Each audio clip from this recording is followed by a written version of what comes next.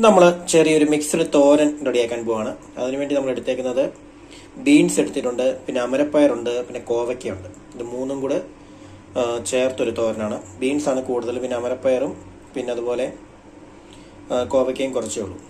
കാരണം balance vegetables എല്ലാം കൂടെ ചേർത്ത് നമ്മൾക്ക് നല്ലൊരു തോരൻ കൊണ്ട് റെഡിയാക്കി എടുക്കാം. അതിനുവേണ്ടി നമ്മളെല്ലാം നല്ലപോലെ കട്ട് ചെയ്ത് കൊണ്ട് എടുത്തിട്ടുണ്ട്. പിന്നെ അതിലേക്ക് അരമുറി സവാള ചെറുതായി കട്ട് ചെയ്തത്, 2 പച്ചമുളക്, കറിവേപ്പില ഇത്ര എടുത്തിട്ടുണ്ട്.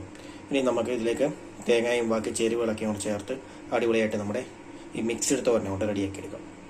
ഒരു തോരൻ റെഡിയാക്കാനായിട്ട് ചട്ടി കൊണ്ട് വെച്ചിട്ടുണ്ട് ചൂടാകാൻ വേണ്ടി.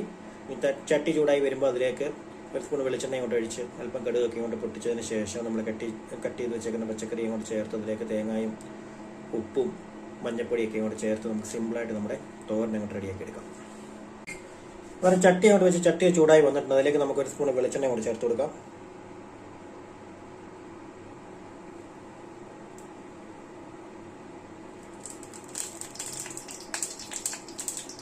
വെളിച്ചെണ്ണ ചൂടായി വരുമ്പോൾ അതിലേക്ക് ഒരല്പം കടുക്,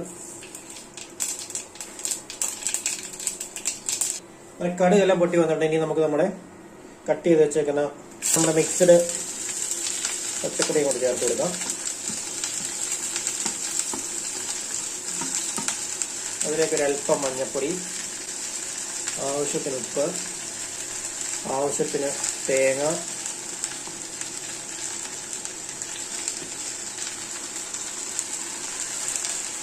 എന്നിട്ട് നല്ലപോലെ ഇളക്കി മിക്സ് ചെയ്ത് കൊടുക്കണം.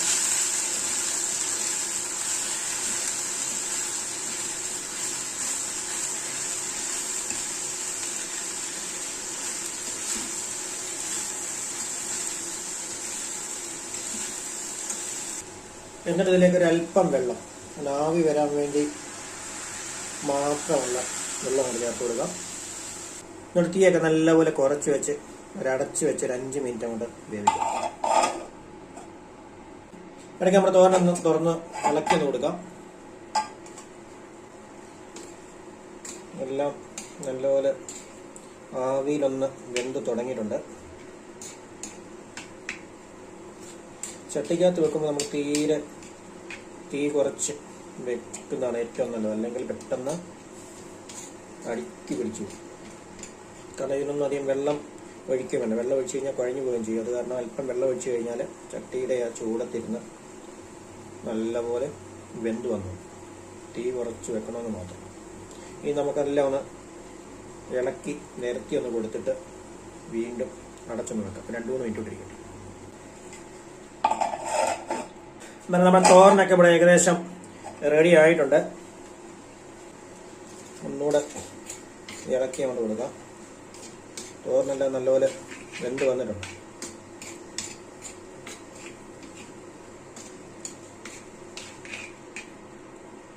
ഉപ്പൊക്കെ ഒന്ന് നോക്കാം.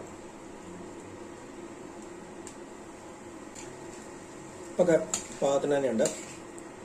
എന്നിട്ട് നമ്മുടെ മിക്സ്ഡ് തോരൻ ഇവിടെ റെഡിയായിട്ടുണ്ട്. വളരെ വേഗത്തിൽ റെഡിയാക്കി നമ്മുടെ സിമ്പിളായിട്ടുള്ള മിക്സ്ഡ് തോരൻ.